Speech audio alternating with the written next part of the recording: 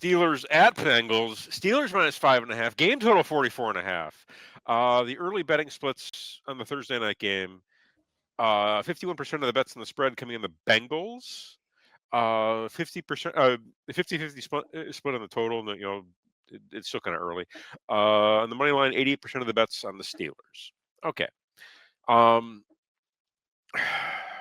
So you won the week. Do you want to lead us off with the analysis here before with the first pick? Sure. So it should be noted that, another sure out of Mark over here. Should be noted that Trey Hendrickson was out. Well, he left the game last week. He didn't practice this week with a hamstring. Okay. So his status is questionable. Your guy on the Bengals, Mike Gesicki, has been placed on IR with a pectoral injury. So they'll be missing him. So on Thursday nights, I tend to pick the home team.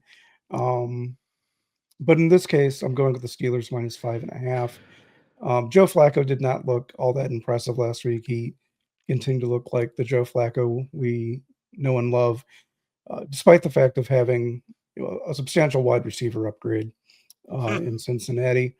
I don't. Yeah, I mean, I think the Steelers team is solid. Aaron Rodgers has been playing well. I just, I question the Bengals' ability to put up points. Okay, all right. I just don't see it. I understand where you're coming from. However, this is a Thursday night game, and they're always weird. And the fact that the Bengals are catching so many points, I got to take the Bengals here. I don't think they win. I just think this is going to be like an ugly, 17-13, Thursday night game between two divisional rivals.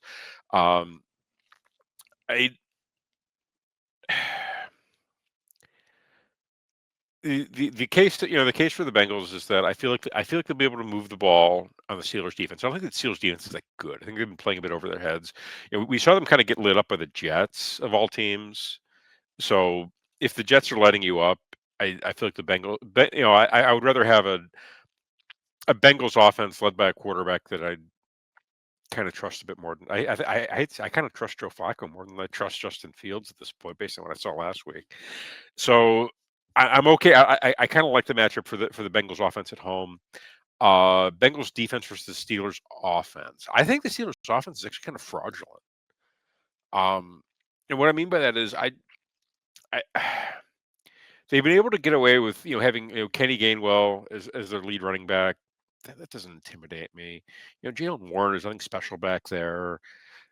And I feel like we're due for a clunker from Aaron Rodgers. I'm taking the Bengals plus the points here. I'm not taking the money line.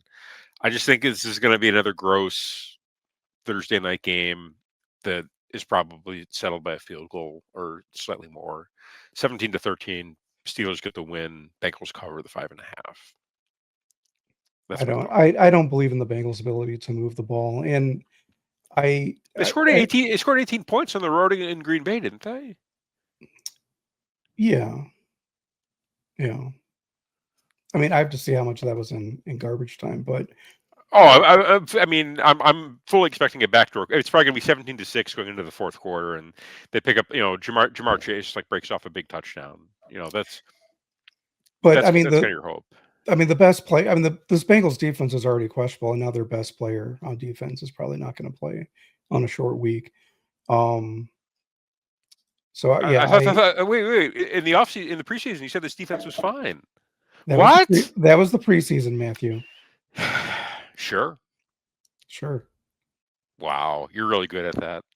All right, let's move it along here.